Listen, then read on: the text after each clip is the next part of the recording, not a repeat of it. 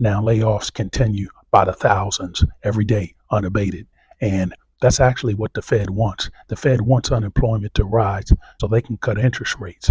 Conversely, that's what the White House doesn't want. The White House doesn't want to see unemployment rise. They don't want to see more people out of work. That's going to mean less voters for this current administration.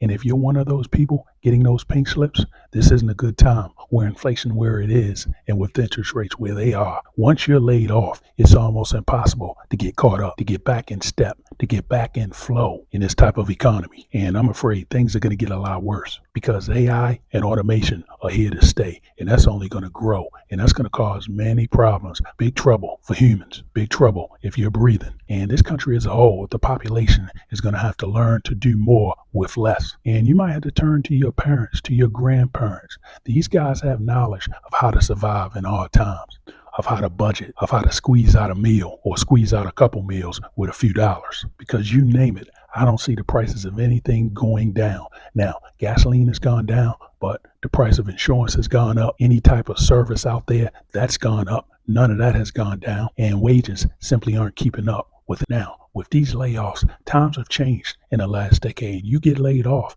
your unemployment isn't as long as it used to be. You can stay on the dole for a few months and there'll be a ton of hoops you'll have to jump through to keep getting those checks. And many people, they're going to go from a good salary job to something that pays $15, $18 an hour that might give you 20 hours a week. To a lot of white collar workers, that'll be a big shock, a big wake up call. And the rules have changed. In some cases, if you get a severance, you aren't eligible for unemployment. Once your severance runs out, you're on your own.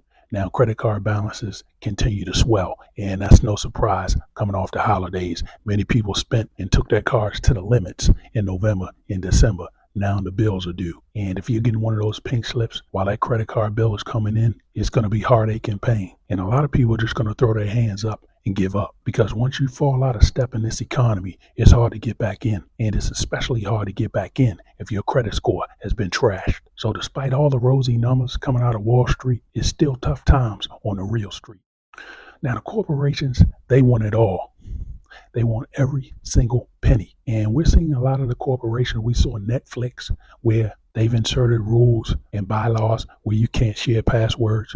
We're seeing Costco, we're seeing Sam's Clubs do the same thing with their memberships. And you can no longer give your membership to your cousin and they walk in the door and they get discounts. Those times are over. These corporations are going to squeeze every single penny out of the consumer. And the consumer right now is out of money. It's going to be like trying to juice a bunch of rocks. So what's simply going to happen is you're going to see people just do without. Now, Netflix has had a surge in new subscribers, but I'm not sure that's going to last long. And we're going into a new era in this economy, and it's going to be survive or not. Money in your account or bank balance on E. Now, the guys at the top, they're going to make out. Those executives at Sam's Club, Costco, Netflix, they're bringing in the money. These guys are going to make hundreds of millions a year, while the average Joe is fighting over crumbs. We got difficult times ahead, folks.